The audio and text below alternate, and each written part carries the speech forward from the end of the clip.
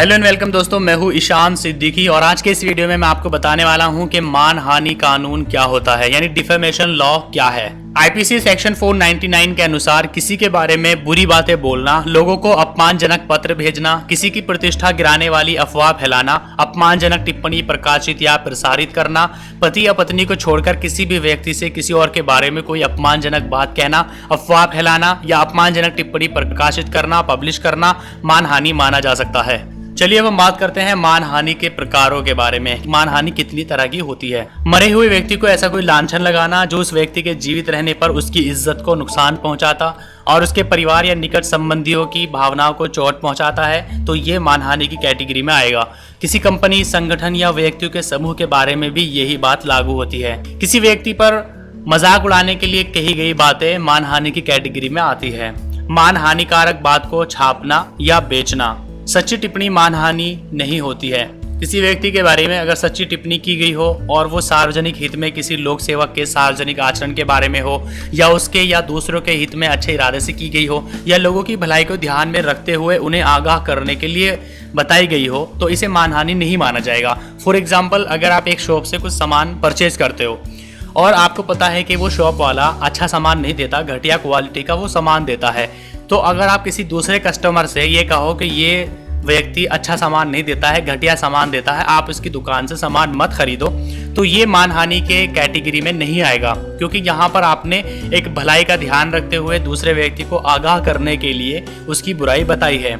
इसका उल्टा अगर किसी व्यक्ति को आप कहें कि वो जा रहा चोर का बेटा या वो जा रहा डाकू का बेटा, तो इस तरह से अगर आप किसी को बोलते हो तो ये मानहानि की कैटेगरी में आएगा। मानहानि के लिए कार्यवाही।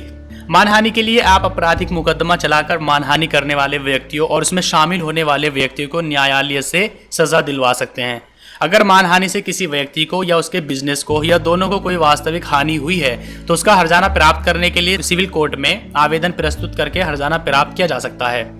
मानहानि करने वालों के खिलाफ मुकदमा दर्ज कराने के लिए दस्तावेजों के साथ सक्षम क्षेत्राधिकारी के न्यायालय में लिखित शिकायत करनी पड़ेगी। न्यायालय शिकायत पेश करने वाले का बयान दर्ज करेगा और अगर जरूरत हुई तो इसके एक दो साथियों के बयान भी दर्ज करेगा।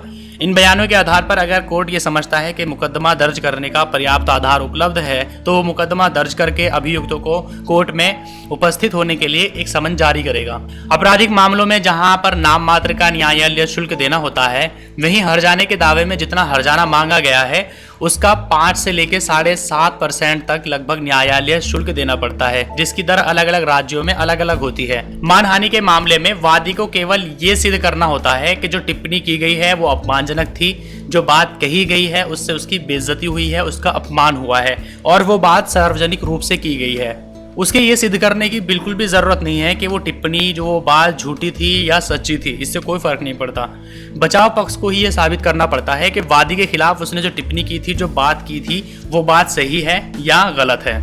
दुर्भावनापूर्ण अभियोजन से बचाव। अगर किसी निर्दोष व्यक्ति को अभियुक्त बना दिया जाए और वो ये सिद्ध कर सके कि उसे बदनाम या ब्लैकमेल करने जैसे बुरे इरादे से उसके खिलाफ अभियोग लगाया गया था, तो वो अदालत में मामला दर्ज करके अभियोग लगाने वाले से मुआवजे की मांग कर सकता है और ये दावा मानसिक तथा शारीरिक दोनों प्रकार की चोट की भरपाई के लिए हो सकता है। अगर किसी व्यक्ति को बुरे इरादे से सिविल मुकदमे में फंसाया जाए तो वो मामला दर्ज करके मुआवजे की मांग कर सकता है। इसका मतलब ये है कि अगर आपको कोई झूठे केस में फंसा देता है, आपको जो झूठे केस में वो फंसाता है वो ब्लैकमेल करने के इरादे से फंसाता है या फिर बुरे इरादे से आपको वो किसी झूठे मुकदमे में फंसाता है, चाहे वो मुकदमा आपराधिक मुकदमा हो या कोई सिविल मुकदमा हो, तो उसमें अगर आप बाइज्जत बरी हो जाते हैं तो आप मुकदमा चलाने वाले के ऊपर, जिसने आपके ऊपर मुकदमा लगाया है, उसके ऊपर आप मानहानि का केस ठोक सकते हैं और उससे आप कंपनसेशन ले सकते हैं। तो दोस्तों, ये थी मानहानि यानी डिफेमेशन के बारे में कुछ छोटी छोटी बातें। अगर आपको वीडियो अच्छा लगा है तो इसको लाइक कीजिए, अपने फ्रेंड्स के साथ शेयर कीजिए और अगर आपने अभी तक हमारे यूट्यूब चैनल को सब्सक्राइब नहीं किया तो मैं आपको सजेस्ट करूंगा कि अभी हमारे यूट्यूब चैनल को सब्सक्राइब करें।